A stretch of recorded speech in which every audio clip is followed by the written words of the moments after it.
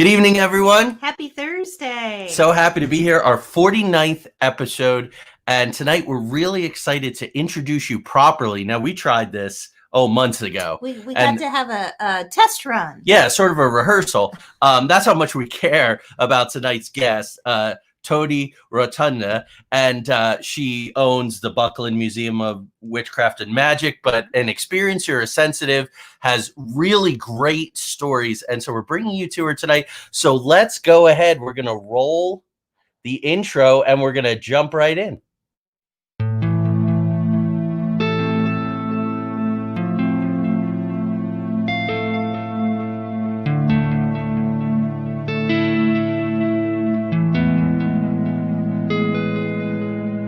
There exists a realm beyond our wildest dreams, a realm beyond reality that the gatekeepers and guardians have always told us consists of nothing but tricks of the eye, weather balloons, swamp gas, sand cranes, fairy tale myths of monsters, crackpot conspiracy theories, and desperate cries for attention. We know this realm exists, and it's just beyond the horizon. The preset path, the well-worn walkways where the cynics want us to stay.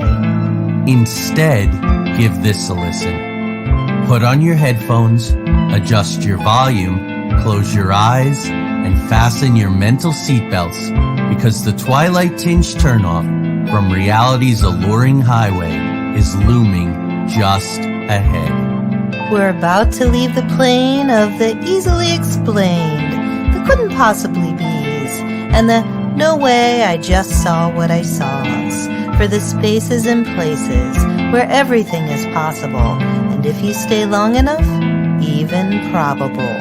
We're about to take a journey into the outer realms.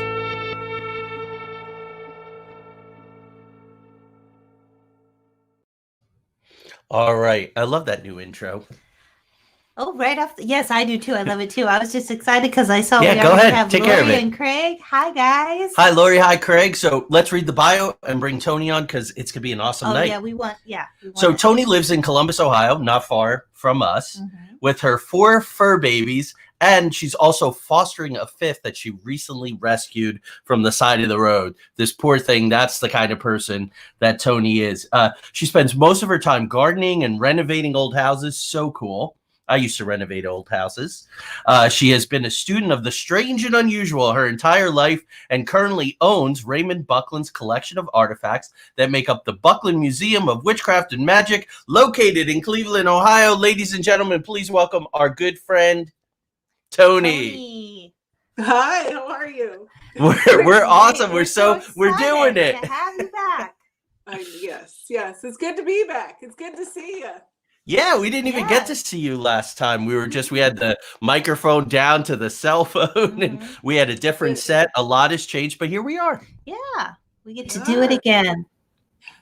Yes. Are you sure you want to do this again? Do you want to hear? Yes. Okay. Yeah, and the audience does too. That we're into the outer realms. So and you're going to share some stuff with us that we don't even know. Yeah, we're very excited about that. So some exclusives. Yeah, I don't know. We'll see. I was talking to a good friend of mine before this, and I said, "Oh, I don't know. There's some things that are really weird, and I don't want people to think that I'm crazy." But she said, "Today is the day for sharing, Toni." So yes, it definitely I is. agree. Today is the day for sharing, so I'm going to go ahead and do that. Okay, awesome. And a couple months ago on our show, we talked about getting regressed for our missing time from 2009, and we encountered gray aliens and this weird deer-looking thing with these big eyes and a Mothman-like thing on top of the low hotel. Our car went transparent, so I think we've set a very high bar. You did. I listened to that. That was very interesting. Yeah, we're still processing. That. But this must be your friend, Naja Lightfoot? Yes. Oh, is she? Oh, yeah, there Yeah. Yeah. There you go. So, okay. So, Wonderful. Toni, you want to kick us off? Sure. So we always like to start by talking with our guest about how we met. And of course, we hadn't been here in Northeastern Ohio for very long. And I was talking with Rosemary Ellen Guiley, our mutual friend, about looking for places that Joey and I could present, maybe have some workshops, do some book signings, that type of thing. And she said, "Oh, I know who I have to put you in contact with," and she's wonderful. And she, of course, made the connection. You and I connected on Facebook, and the rest is history. And you and I feel like we hit it off right off the bat. And then when Joey and I came up to the museum, I'm sure he felt the same way. Just kindred spirits. Oh, look at this, Toni. You are popular. You bring a crowd. There's Laura saying hello. Laura. And Steven wants alien stories, so it's on the agenda. So I think Steven's gonna get his way. Our good friend Mark Haas, fellow writer. Hi, Mark. Thanks for joining us. I saw Jessica. Hi, Jessica. So let's take the opportunity to talk briefly about Rosemary and your relationship with her. So the very first time I met her, it was at a paranormal conference in West Virginia. It was Wheeling, West Virginia. Mm-hmm.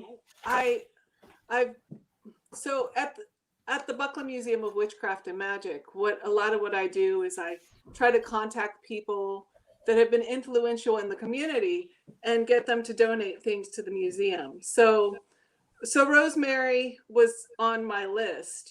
She's the paranormal queen. We know Rosemary, and so she happened to be just a couple hours from me, and she and I had talked for a good couple years, actually.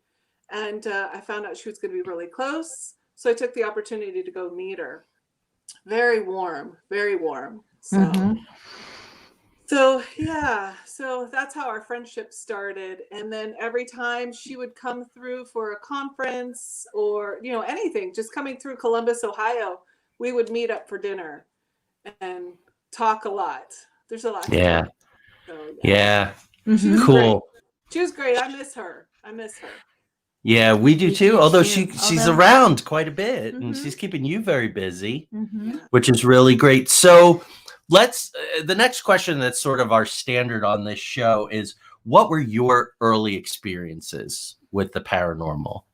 Well, I grew up in, my parents were divorced really young. And my father, and he was Italian Catholic, and my mother was everything. So father was a little strict with that, but mother, I'd come home from school with a backpack. I'd just be getting home from elementary or junior high, and I'd have a backpack on. And she'd say, "Put your backpack down. Get over here. I need a second person." And I'd look, and she'd be on the Ouija board, and she'd come over, and I'd be like, So yeah. It started really early with me with that, and I grew up. I had a nanny as well, and he would read tarot cards every morning at the breakfast table. So grew up with that in the divination aspect. But for me, I was what you would call a prophetic dreamer. And it started really, really young. I would have dreams of things to come and did it often. And at my mother's house, it was no big deal. This was normal.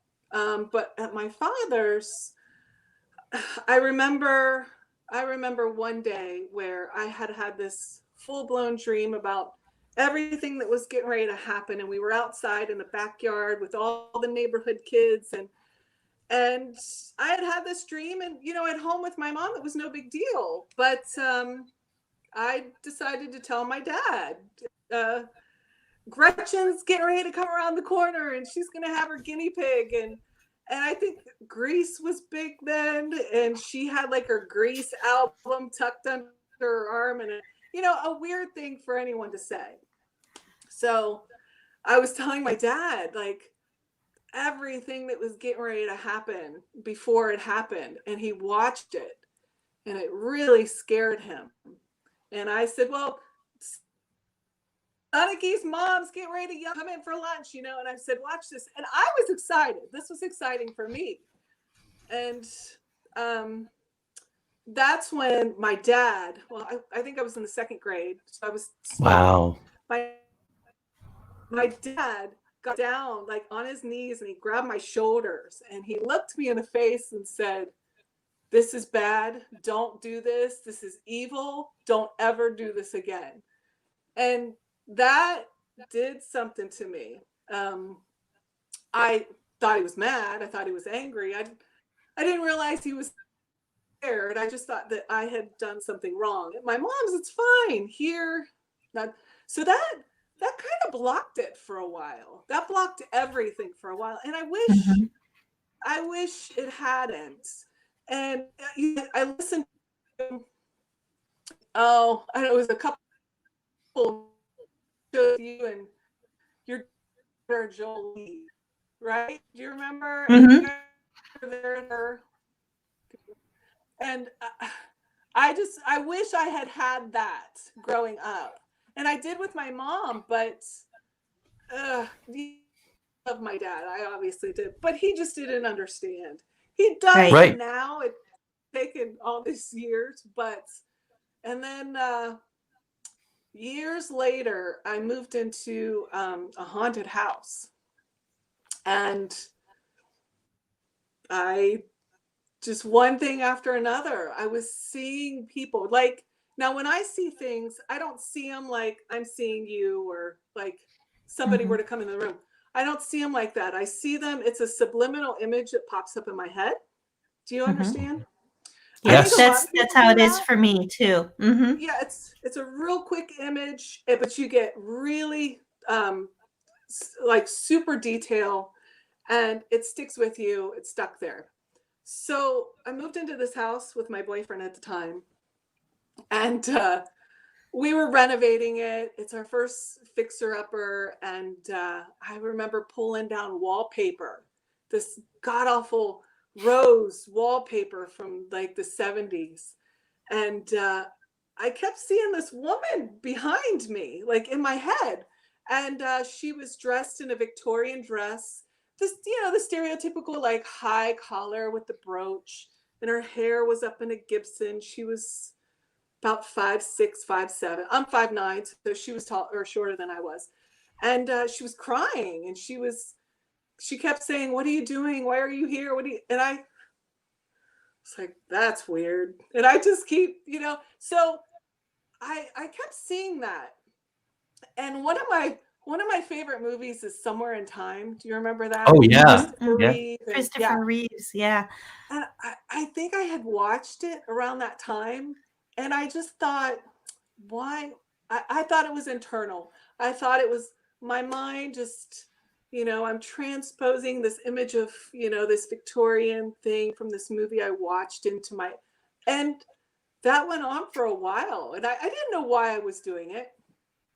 And then there was a man there, and he was always angry, and he was always yelling, and I could never hear him. And I didn't, again, I just thought that these were figures from movies that I had seen that were just popping up in my head. And then it wasn't until we had a Halloween party, and we always had a tarot card reader come to the, entertainment tarot. And every year we'd have the same tarot card reader. Well, one year she had to cancel, and we got somebody else who was a psychic medium. And that's kind of when I realized, geez, all this stuff I'm seeing, like right away, the medium just sat down with me and said, honey, these people, they all died in a fire, and there's a fireplace in that room in there. And I said, yeah, there is. There was a fire back in 1800s, and the whole, there's 3 little children and husband and wife. So what was happening is I was seeing the husband and wife, but the children I would have dreams about. So the children always came to me in my dreams. And wow. Yeah. So as soon as I found out, oh my God, this, okay, all right, it's back. It started to really come back.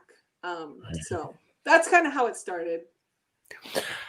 The kind of big break. The transition, well, I want to say really quickly, Tanya and I guess for 2022 are doing a book on how to talk to parents about how to talk to children who have these gifts. Yeah. Because we hear what you're saying all the time. And I grew up Roman Catholic, and so just last night we were on a show and they said, "Well, Joey, what's your first experience?" And I said, honestly, I grew up with mysticism all around. I went to Catholic school. We went to church all the time, saints and all those different things. But you're not supposed to experience it. It's only supposed to be through select intermediaries that don't talk about it. Right. And that's confusing, right? Saul and the Witch of Endor did so much for the subjugation of women and the fear of these natural powers. So I just wanted to say that. So when was your shift from experiencer to investigator, researcher, like going, okay, if I'm experiencing this phenomena, what the heck is behind it? So that kind of opened up the door, that experience. And once you have an experience like that and you are aware of what it actually is, you're open up for it to happen more often. Yeah. And in renovating old houses, which I've done quite a few, I was seeing it more and more in the older homes when we were tearing out walls and disturbing people. It was difficult to tell people that I was working with. But they got it, because when I wasn't around, they were having experiences too. And I would say, oh, that's the old guy down in the basement. He's okay. Don't, he just stays over there in that corner. So what started happening is people started calling. And I think I've got something. Could you come over and take a look? And so that's how I started. They were friends, and then friends of family, and then people that I had no idea were texting. Your sister Teresa told me to call you. I live at, can you come over? So that's when it started happening. Now, I don't really do a whole lot of investigating like you do. What I would do is I would go over and I would assess the situation and see if this is something that needs to be cleared. 9 times out of 10, it's somebody that's, they're fine where they are. I ask, and if they're making trouble for the people there, we come up with an agreement, and it usually works.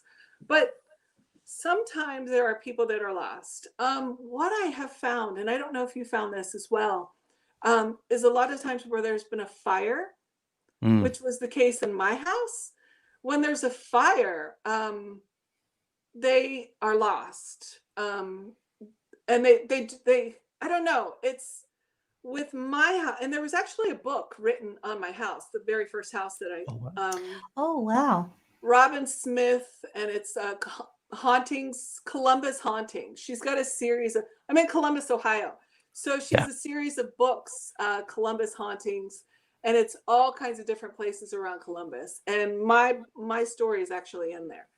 And so I've been to a few places where there was a fire, and it seems that the light from the fire, now I don't know, you do this, but apparently, when you cross over, there's a light. You're supposed to go into that light, but we all have free will. You don't have to if you don't want to. Right. Well, with my experience, I have found that people that have died in fires tend to not go to the light, because the light was one of the last things that they saw. So they're actually kind of afraid of the light. So I've been able to help a few cross over that way. So that's been good. So really, I just go in, assess the situation, see what I'm dealing with. So I don't know. I'm still learning. I think Us too. Yeah. Yeah, we're all learning. Yeah. We'd better be, For sure. Yeah. So we did cross over a few burn victims at the Webb At Memorial the web, Library. that's what I was thinking about. One was very reluctant, but then we had a woman whose house burned down not far from our house here last fall. We had so much activity. We had this portal in our house that we had to close, that fairies had opened up, oddly enough. But what was your experience with that woman? Did she go in pretty? She went in pretty quickly, but she also, I don't know if this matters again, because we're learning all the time. And I think just like people, the spirit people, their experiences will always be different. But she went in rather quickly, but she wasn't at the location of her death. She had been wandering around the town. Portal. Did she come through the portal? She came. Yeah, through the we portal. were getting Yeah. a lot of pass through. So we would be doing the show. At that time, it was Fridays at 2 p.m, and we'd be getting these messages in the chat room. There's a woman with a burned face standing behind you. Oh. We were having a meeting with a colleague who's also a very talented medium, and he said, "There's a man in a Quaker hat walking past you on the couch," and this was happening constantly. I was having these video sessions because it was during the shutdown, and well, I'm still doing video sessions, but it was in the beginning, and almost every session it would be interrupted by my clients going, "Wait a minute, what's that behind you?" Or, our show. That's interesting that they could see it that way. Yeah. Oh, it was amazing. And they'd see the lights would be flickering when we talked about certain spirits. It was just wild.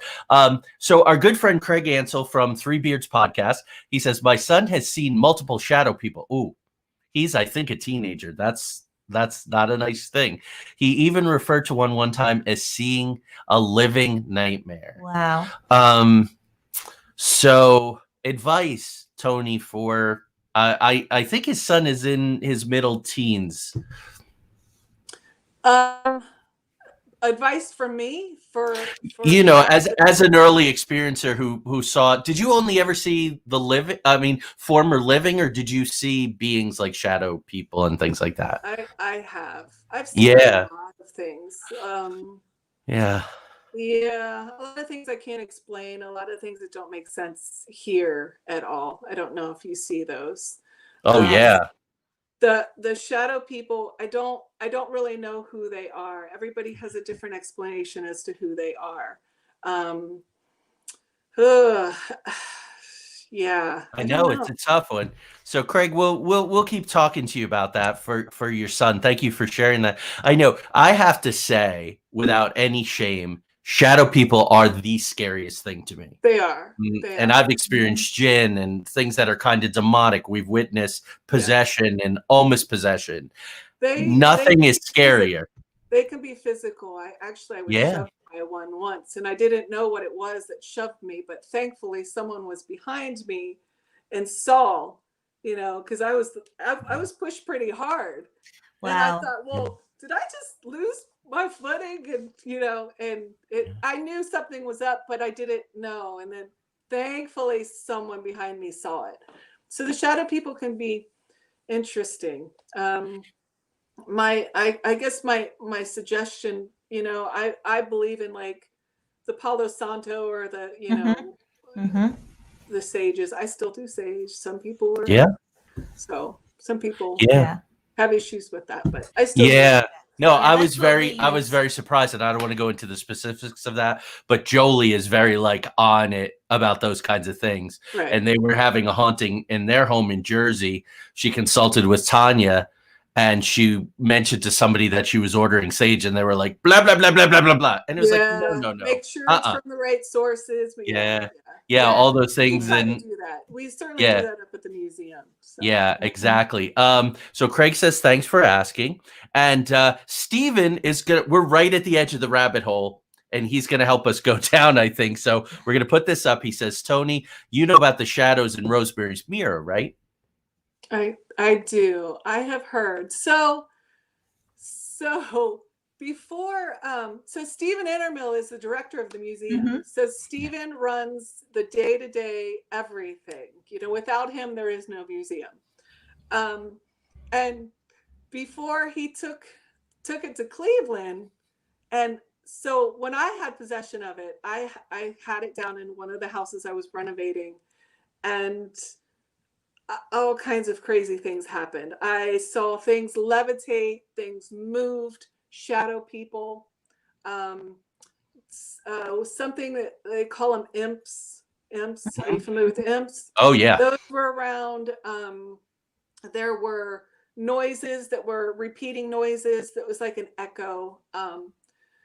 Every single day at a certain time, it would sound like somebody had pushed over a metal cabinet, and it was this huge crash, and you could hear all these papers flying everywhere. And the first couple times I thought somebody had broken into the house, and I was upstairs doing stuff, and I would run down real quick.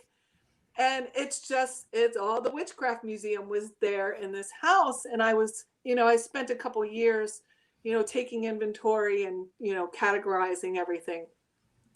So before Stephen took the museum, I told him about all the creepy stuff that happened. And, I would stay there on occasion, and there would be some guy in the corner of my room who would just stare at me and I would watch Family Guy and just stuff like funny stuff to help me sleep because this guy was staring at me. But anyway, I told Stephen about everything. I wanted to, and he just really thought I was crazy.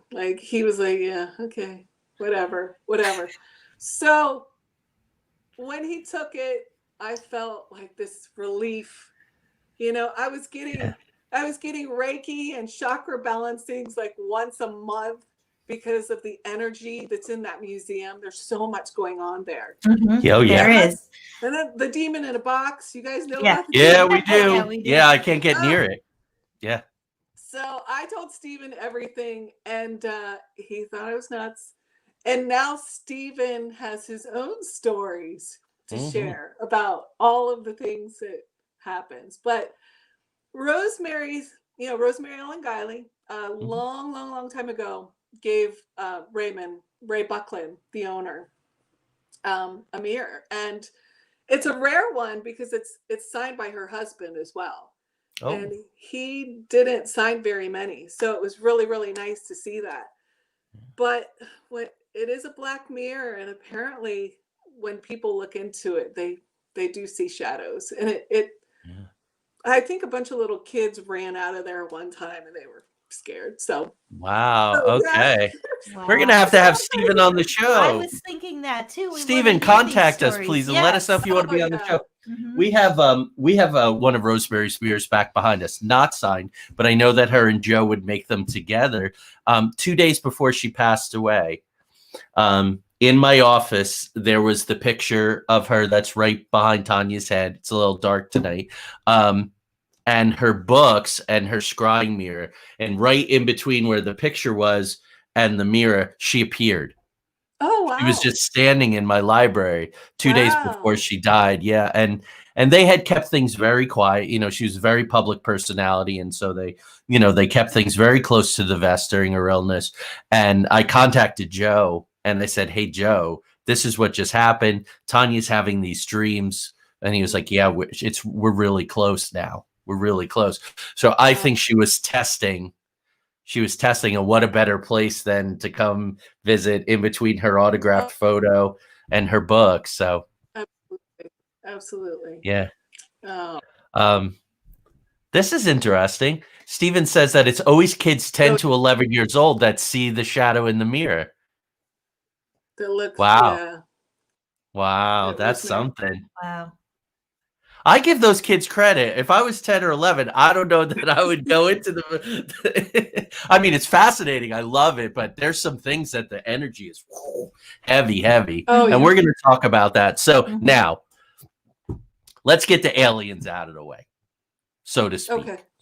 So your family, not just you, I find it incredibly interesting. Michael Giannetti, Michael Giannetti. You know Michael. Or he's been to the museum, but Michael is numerous times he's been abducted. He's going to be on the show next month. So you want to tell us, as much as you're comfortable with your and your family's experiences with what we call aliens. Well, okay, so it'll have to go back a while. And how much time do we have? Because I'll just We're be gonna on do this 90. Yeah, we're blah, gonna blah, do blah. another hour if you're game. Okay, sure. Yeah. So we'll start way back, World War II. Um, my grandfather was my maternal grandfather was a fighter pilot in World War II, and they were stationed in England. And my mother recalls him talking about, you know, some of the fighting that they would do in the air, or if they're just in the air, they would see, you know, the lights. You know, everybody talks about the lights that they see.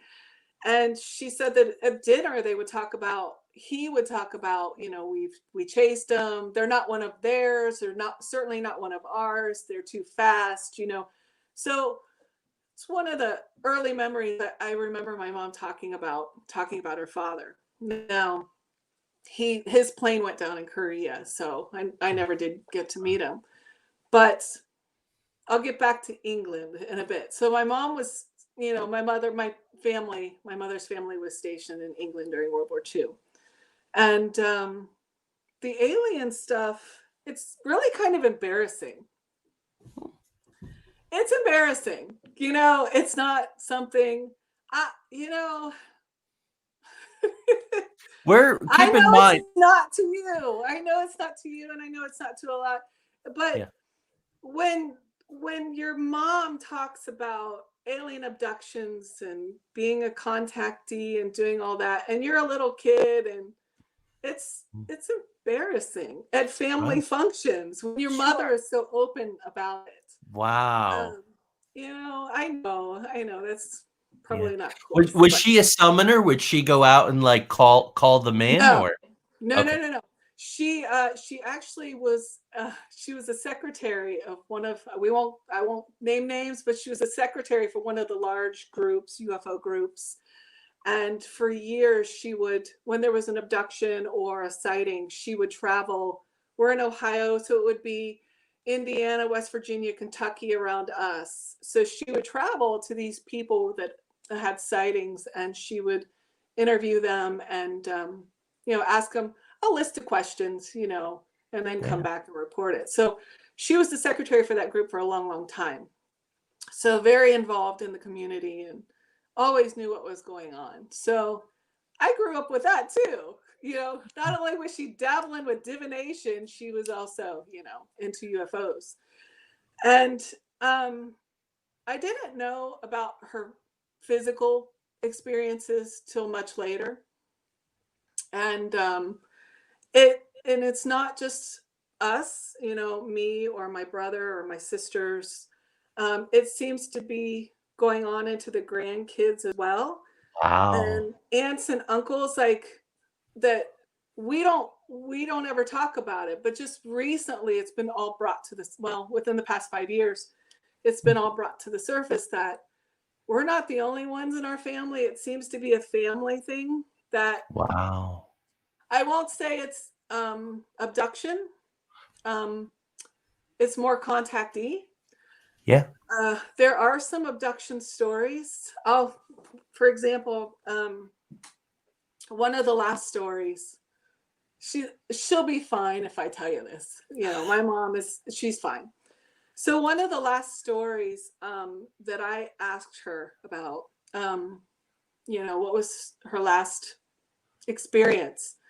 She said that she woke up and she was laying at the foot of her bed, not in bed, but on top of the covers at the foot of the bed, along the foot. So she woke up, didn't know how she got there, but whatever, you know, some people have erratic sleeping habits. But when she got up, she had a nightgown on, and her nightgown was on backwards, and it was covered in mercurochrome, you know, like the iodine mercurochrome. Yeah. Mhm. So this is my mom telling me this. And so I don't know if you're familiar with, you know, a lot of abduction stories, but a lot of times when there's evidence like that, the very first thing they want you to do is get rid of it. It's this weird thing that you hear in your head. For me, it was, don't tell anybody, don't say anything, don't say anything. And I didn't. My experience happened, oh gosh, I was probably 6 or 7 years old. And I only remember a bit of it. And when you went through, I watched your interview when you guys went through your hypnosis. And Tanya, you were talking about long, skinny fingers. Mm-hmm. Do you remember? Mm-hmm. And when you said that, I was like, no. Okay, because that's all I remember. I mean, I remember what happened up to with me, but I do remember the hand, and it had real long fingers. And then I woke up in bed, and I was told, don't say anything. And I didn't. I was probably 13 years old when I told somebody. And I told my mom. And then my mom started telling me. So back to my mom. So she woke up, she's got mercure comb all over her, everything's backwards. And at this time, my mother was working. She was working on her master's, her she had criminal anthropology degree. She was working on wow. So, and she had access to a lab at a well-known university here in Columbus. And, but all she kept hearing was get rid of it. Because I said, well, what did you do with the nightgown? Like, did you get it tested? She said, no, I got rid of it. So, why did you get rid of it? She says, because I kept hearing, get rid of it, get rid of it. So she said, I took it off and I shoved it down in the bottom of the trash can. And she says, I kept seeing myself shove it and push it. And I couldn't get it far enough down to the bottom of the trash can. And she said, I took the bag out, and she said, I threw it in the back of my truck, and I drove to the university and I threw it in their trash can. I said, why did you? She says, because I had to get rid of it. I had to get it as far away from me as possible. And she said, and then I came home and then I realized I didn't put it far enough. So I was getting in my car to go drive and go get it. I said, what? She said, but I did it. I just ran there. I said, so you got, she says, yeah. She says, all I could hear was get rid of it, get rid of it. And I think that's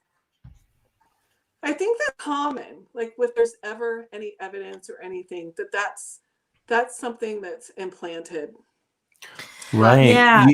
That kind of goes, it makes me think of how people will have these very strange experiences, maybe contactee experiences, and they do the opposite of what you would normally do. It's almost like they're in some kind of altered state or whatever. It's very strange, their reaction.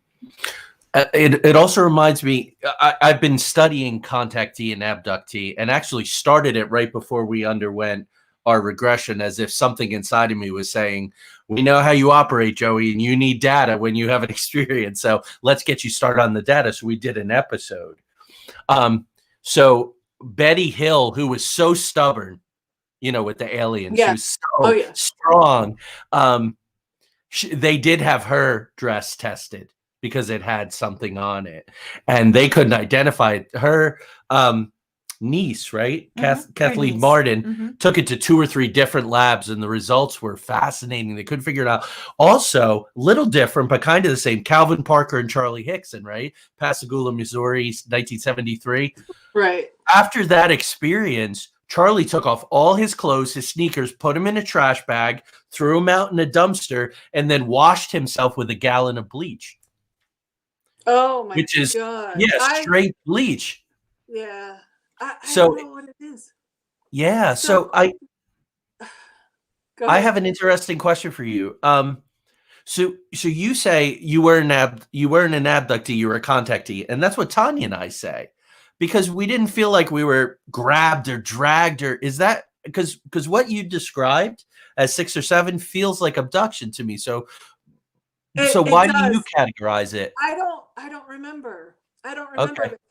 And Tanya and I have talked about this, but I don't know if I want to remember. Some things you're just not supposed to know. And I'm afraid if I might see something I don't want to, if I'm regressed or, but years later, after my mom told me that story, we were at a convention. It was in Philadelphia, and there was he was a psychiatrist. psychiatrist, and he did.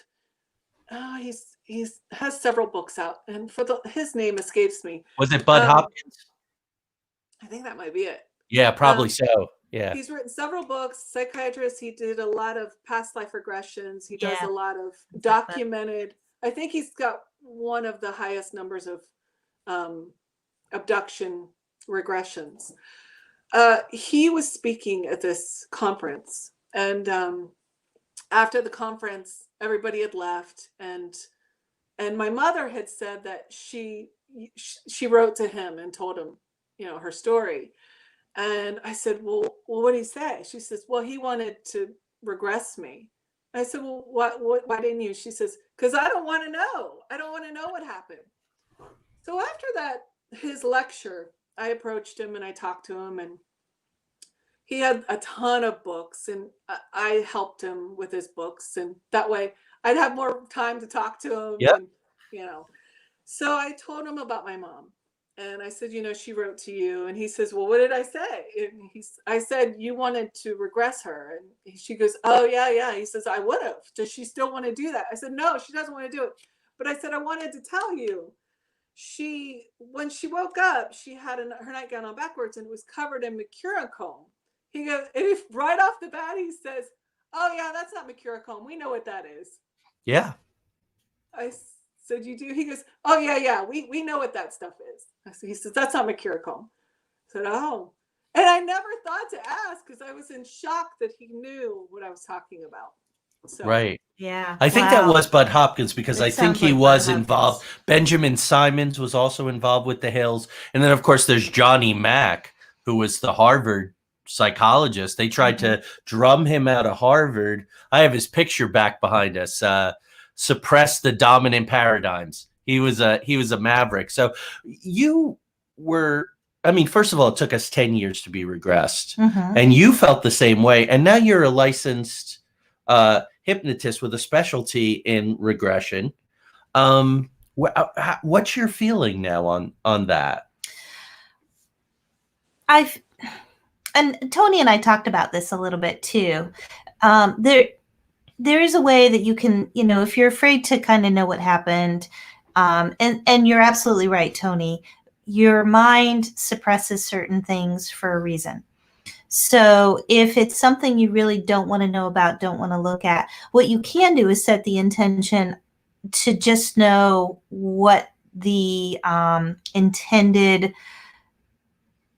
lesson was from the experience. So you can control the depth of the information that you're getting.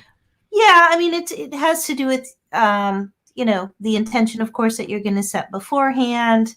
Where you're going to take them, that type of thing. What you're basically trying to access. You and I were talking about this recently. I've been really looking at everything in terms of, metaphor, symbol,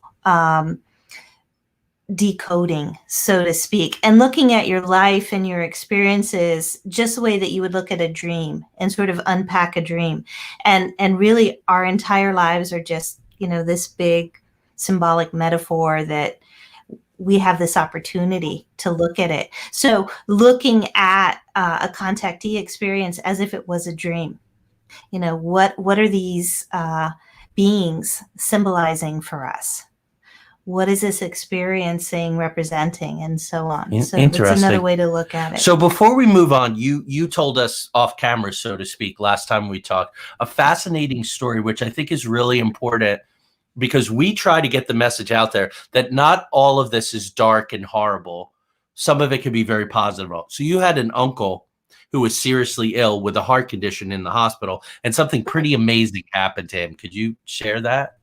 Sure. I have to go back to World War II for that. Yeah.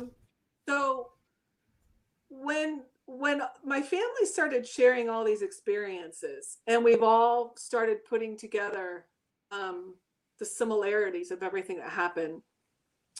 My mother has a brother that they're not very close, which is odd to me. I come from a big family, and we're all very close. And this is her only brother. And I don't know him very well. He lives down in Tennessee, and when we all started sharing our experiences and we all found out we all have stuff that happened, I reached out to him and I was like, please don't think I'm weird.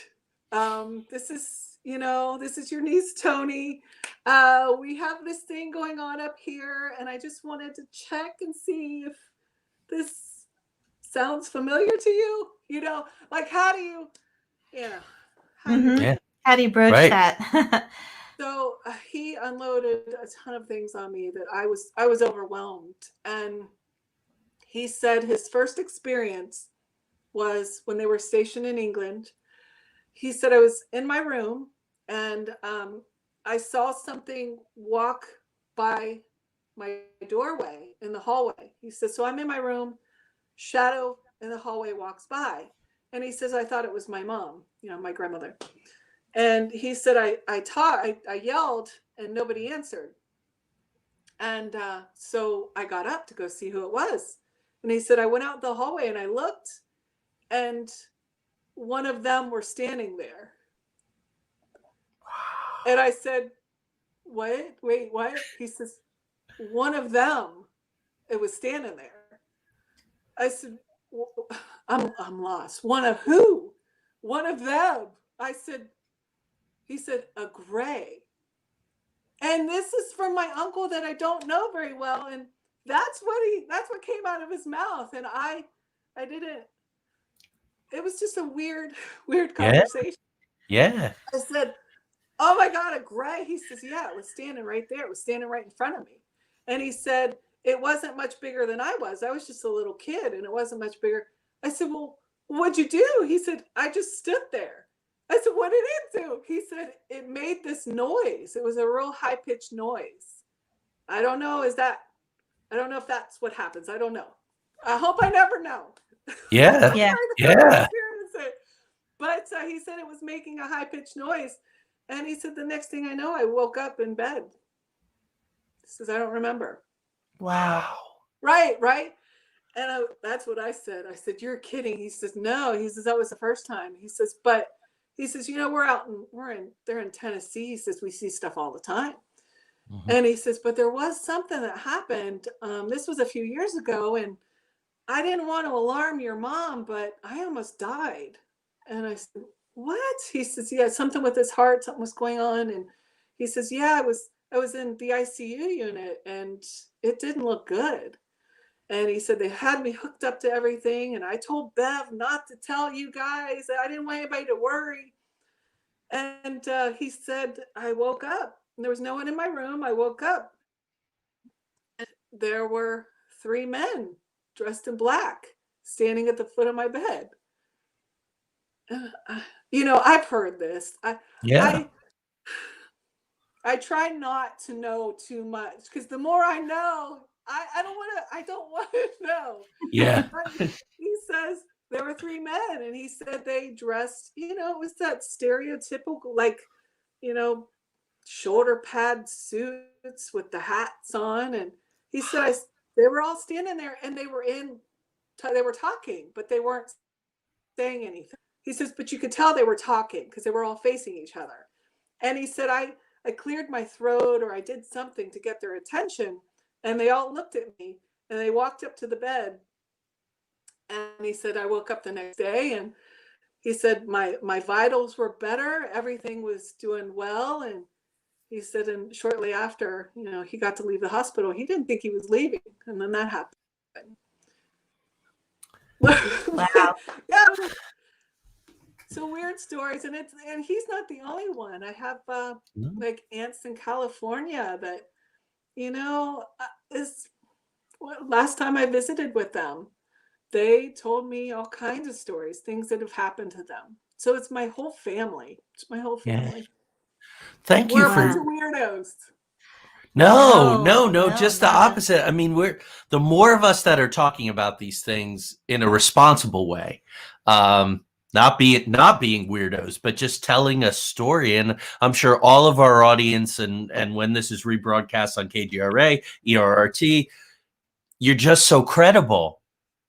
And it's important. And so thank you. And so we're going to move on, but to something equally sort of odd, but different. Yeah, very, very different. A little more connected, I guess, to the museum. Yeah, it'll be a good bridge. Yeah, an artifact that you contacted me about, and that we later saw and had a big discussion about, the soul bag. Yeah, that thing. Yeah, I mean, thing. when I held that thing, I'm giving a little bit of a teaser now, but I held this little bag in my hands and I felt like I was being propelled forward in space and time. We were right in front of the museum there in Cleveland on the sidewalk, and I felt like I was about to go down an alpine slide or something. But Yeah. So what's the background on that? Yeah, the museum is full of interesting things, and we really need to have our own TV show. Yeah. If you're listening, Steve, you need to get on that. No, not really, But seriously, we need our own Netflix series. So how that happened, what started, and I didn't even know the two were connected. It was September, 2 years ago? September 2 years ago. I won't get into the details, but I had this very strange dream, and my dreams are still pretty prophetic, but this one was different. So I won't give you the details or bore you with that, but in my dream there was a woman who came to my front door at an apartment that I used to live in the second grade, ironically, the same apartment that my don't do this is evil. So it was that apartment, and I haven't been there since the second grade. It's been years. So in my dream, this woman comes to my door, long black hair. She looks Mediterranean, and she had these yellow eyes. I told you about that. Okay, so you guys remember that. So yeah. So she had these yellow eyes. They were super piercing. I looked at her and I was like, oh, close the door. Tried to close the door on her. And she, like, in my dream, she blew the door off the hinges, and I'm trying to push it up and she's not letting me. And anyway, I wake up and my room is just ice cold, and I just didn't feel right. I felt like something was wrong. Like, this wasn't normal. Something was very, very wrong. And I called my friend Misty, who's the Reiki person. And I was like, I had this terrible dream and I can't get it out of my head, and I don't feel right. Something's wrong. And a couple days later, she was able to get me in. And I didn't sleep right. I just didn't feel right. And so I go to my appointment, and I'm on the table. And if you've had Reiki done, you just close your eyes. There's always like new age music going, and And so she tells me, she says, you told me you had this bad dream.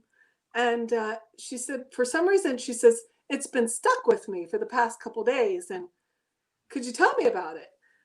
And I'm just now starting to forget it. So I don't want to talk about it. And so I was like, oh, Misty, it's terrible. So I start telling her about the dream. My eyes are closed. I'm on her table relaxing, but I'm reliving this terrible dream. And she says, Toni, stop. I'm like, what? She says, she's here. I said, who's here? She's here, Toni. I said, who? The woman, Toni. She's in the room. I said, the with the yellow eye? She's here. I said, well, what's going on? She's just staring at me. So, long story short, this woman from my dream is now in the room, and I have to know a lot of friends are psychic mediums, and I was able to contact a couple of them, and in contacting them and talking about it, this woman would appear. She would appear physically, or they would see her while we were on the phone, And in your case, a couple days go by, and I won't go into detail, but I realized that this woman is connected to one of the artifacts at the museum. So one of the artifacts, it was called a Crow Indian soul ball. And the story that I got was that when a shaman or shaman of the Crow would pass, that their soul would go into this ball. And then the next shaman or shaman, however you want to pronounce it, everybody is different. They would wear this ball, and then they would build on the collective. Their power would be from the collective of the shaman souls that were there.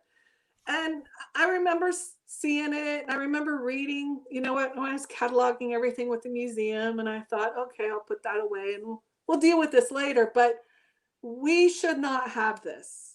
This does not belong to us.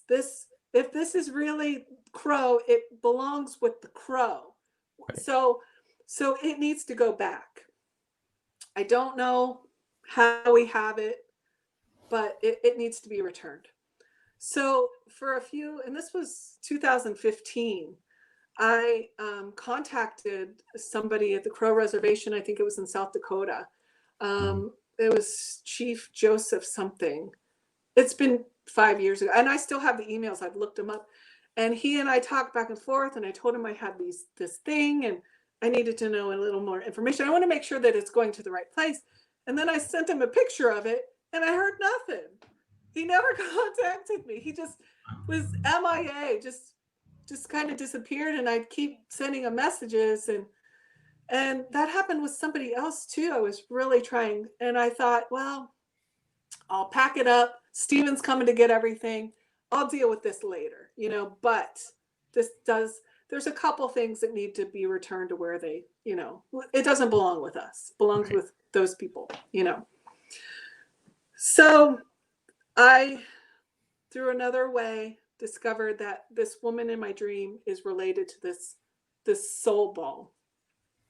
And that's when I met you up at the museum and told you the story. And then I told you that, when I tell this story, she kind of shows up. Mm-hmm. And Toni, do you remember? Yeah, I remember we were standing in the museum and you were telling us about the dream. Mm-hmm. And she was there. She was just standing. I could just see her. I could see the yellow eyes exactly the way that you described her. Yeah, it just crazy. Yeah. So she was hanging around for a while, and after talking to quite a few, I talked to a Hopi medicine man in Arizona, a couple shaman in California. We have someone here with the Delaware tribe. Talked to quite a few people, and everyone said the exact same thing, that what's there is we don't put our souls of our shaman, right. We don't put them in vessels. We don't put them in vessels. The souls of our people are allowed to come and go whenever they want. The only time we ever put our souls in vessels is when they're not good souls. They're not good people. So what you have there, and this was it was quite a few had said the same thing. So I talked to quite a few people before I decided what to do. And with the help of Rosemary Ellen Guiley, I was able to take care of that situation. So good. It's okay. Right. It's protected. It's nobody's going to try to open it or unleash anything, or so. Right. And it's safe from the yellow-eyed lady, which is good. So we've been talking around about without talking about it. We have about another half an hour to go. So let's talk about the Buckland Museum of Witchcraft and Magic. Sure. Amazing place. Let's start with, who was Raymond Buckland, and how did you get involved with him? So Raymond Buckland came to the United States in the 60s, and he is known as the father of American witchcraft, or Wicca. He brought Wicca here to the United States from England. And he was one of the first recognized covens on Long Island. So that was early 60s.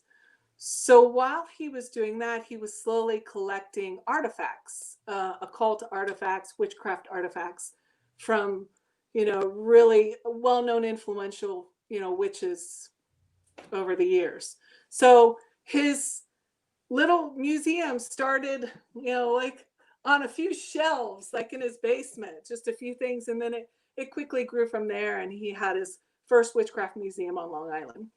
So the museum itself has been around since the 60s, and it's traveled around a bit. It was, all on the East Coast, and ended up down in New Orleans in the 2000s. And in 2013, 2014, the caretaker, her name was Reverend Velvet Wraith. She became ill. She was the one taking care of it. She curated it. She took care of everything. But when she became ill, she couldn't take care of it anymore. And that's kind of where I came in. So Ray Buckland was a dear friend of mine. I'd known him for a long, long time. He lived in Ohio, not too far from me now. And ironically, I met him in a seance, and we became really, really good friends. So yeah, that's kind of the short version of the story. But right on. So yeah, I had to go down. I picked it up. I brought it back to Ohio. And then that's when Stephen, I had it here for a few years, going through it. There's a lot of things, a lot to go through, do, inventory. And then within those couple of years of having it, Stephen Innermill contacted me, and he's up in Cleveland. He was then the curator of the, what is it? The Christmas Story House. Yes. He allowed us to be guests there. It was fun. Yeah. Yes. So he was a curator of that during that time. And at that time, he just wanted to come and see the museum. He has a fascination with all things, occult. And he emailed me or emailed Ray first. And then, Ray told me to get, in touch with him. So he came down, and, he spent the entire day going through stuff. When he came down, I was like, this guy's not going to know what he's looking at. And, because if you don't know what you're looking at, it's boring to you. But he was there all day, asked great questions. And then a couple of days later, he said, what do you think about Witchcraft Museum in Cleveland? Okay. Yeah. So that's how it happened. So yeah, so it's up in Cleveland. It's great. It's great. You got to go. Well, everybody's got to go see it. Yeah, we're gonna before we let you go, we'll get all the contact information. But we've been there twice. We were lucky enough. We saw the first space, and then what was it? About 18 months ago, you moved to a bigger space. Yes. Which expansion is always awesome. Yeah. Yes. It's 3-4 times the size of the original space that you guys saw. Oh, I can't wait to see it. We haven't been to the new space? Been to the new location. I thought we went to the new location to present. No, we presented at the original. Oh, this location. Pandemic's got to get over. We got stuff to do. Yeah. Oh my goodness. So okay. So tell us, there are a few real witchcraft luminaries that you have objects from. You want to talk about some of? I mean, there's one name that probably everybody knows. Alistair, somebody. Yeah. So we have quite a few Crowley things. We have an oil lamp, a beautiful, gorgeous trident wand. So it's a ibex horn with a brass trident on the end of it. That was one of Alistair Crowley's tools. So yes, some Alistair Crowley things. Sybil Leek. If you're familiar with Sybil Leek, of course, Raymond Buckland, Gerald Gardner, Janet Farrar, and so a lot of people that have been really instrumental in witchcraft and Wicca, and there's a lot of other pagan things there as well. But what we're doing now is the collection nobody's been really collecting anything, and since since I've had it, so much has happened. There's so many new authors, so many. And so what I've been doing lately is I've been trying to collect things from new authors. Oh, So great. Najah Lightfoot that was on earlier, we got her staff. It's beautiful, beautiful staff in.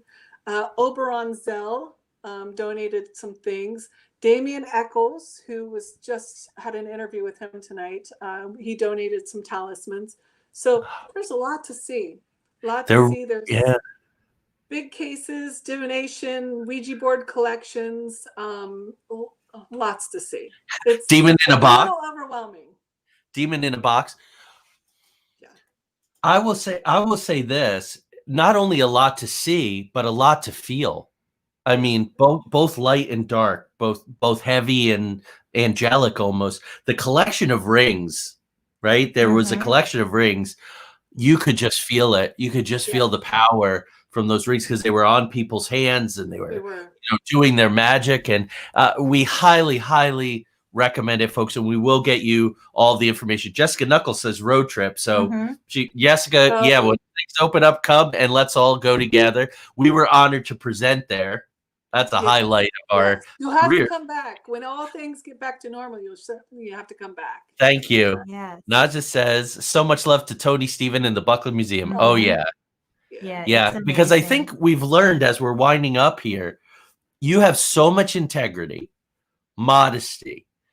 You got all the artifacts and you said, I took time to catalog them. Things that don't belong to us and don't legitimately belong to this collection because culturally or otherwise they belong elsewhere. So thank you for being our guest. We're not ready to let you go quite yet, but we almost are. No, you've had a long night because Damon Eccles, that must have been absolutely fascinating interview. Yes. Yeah. If you get a chance, Damien Eccles, fantastic interview with Stephen tonight. Yeah. And he doesn't do very many. So yeah, Stephen, if you're still with us, if you could post a link here, please, that'd be awesome so people can check that out. That's amazing. Let's see. Yeah, we are at the point.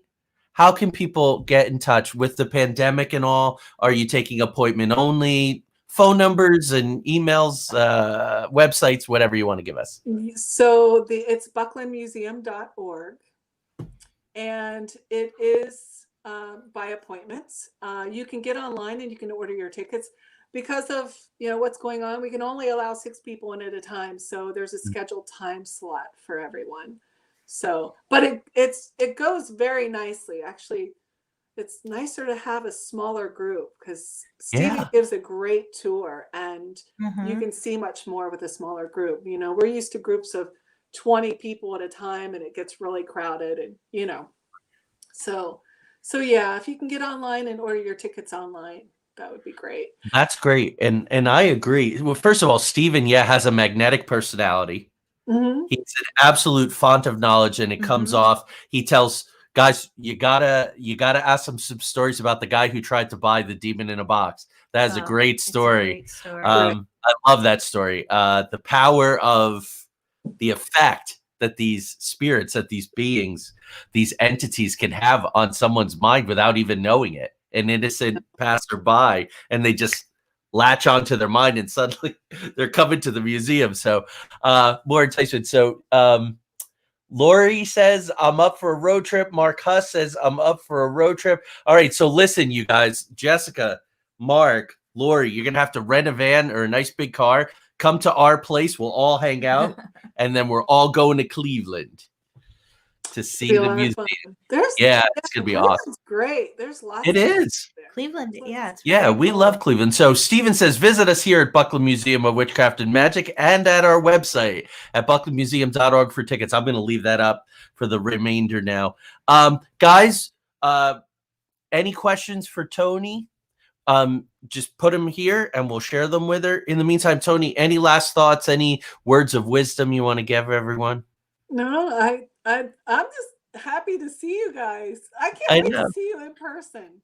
I know. We've been thinking about that. I know. That's how we feel about this show. We get a chance to talk publicly, privately with our friends. Yeah, hang out with our Yeah. friends. Who I will mean, we it's a miss? total privilege. Craig, thank you. Craig says, great show. Craig. Glad you brought her for an interview. We are too.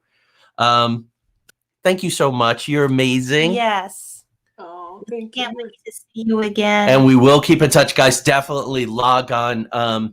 There's great photos on the internet. It'll just give you an idea of the amazing amount of stuff.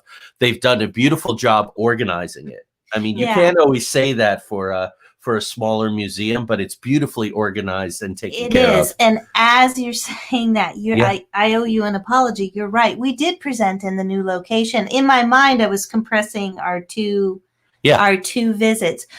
It was a new location. But it's time to go back because there's all kinds of things. And we're bringing a tribe. We're bringing a crew. Yeah, the exhibits are changing all the time. And there's an exhibit now. It's apparitions, which you guys would really like. It's photography, a lot of spiritualism photography. Steven's probably better at explaining it because he does this all day. But, you know, you've seen the old Victorian seance with the ectoplasm so it's a great, great show. And I think it's going to be on for a couple more months. So if you can get up there and see that before it goes. Yeah. That's fantastic. I wanted to mention all right, guys, quick, in the spring, we're doing it. Yes. The shadow figure that I saw come out of the mirror when we were presenting. It wasn't Rose. I don't think it was Rosemary's mirror, but Stephen would probably remember. It was back there. That's where Rosemary's. Yeah, in the back. You said it was in the back, hanging on a wall that would have been facing like out this way. I remember. I might have it a little again compressed in my mind, but it would have been in the back of the room. It feels to me like it was facing out that way because I remember seeing this sort of like, if I remember correctly, like a shadow of like a hooded figure. I remember. And I was sitting on a bench way in the back. Rosemary's mirror was right to my left. So her mirror was right behind my head. Yeah. There you go. So maybe it was her mirror. Yeah. So big Toni, fun. Big fun. Yeah. Big things to look forward to, guys. We will have Toni on again. Hopefully, Stephen, please hit us up. Joey at newmystics.com. Let's get you on the show to talk. And Toni, thank you so much. I know you had a long night, and we'll talk to you soon. Yes. Talk to you soon. Take care. Good night. Good night. Good night. Okay, guys, we went really long. That was amazing. Oh, it's always amazing with Toni. So we just want to let you know, next week we have Chris Harmon from Wasp Paranormal. Yes. Last night we were on Chris's show. It was amazing on KGRA, who also rebroadcasts this show. So you can catch it again, 2 a.m. Eastern Standard Time. If you're on the West Coast, you're our international friends, you can catch it.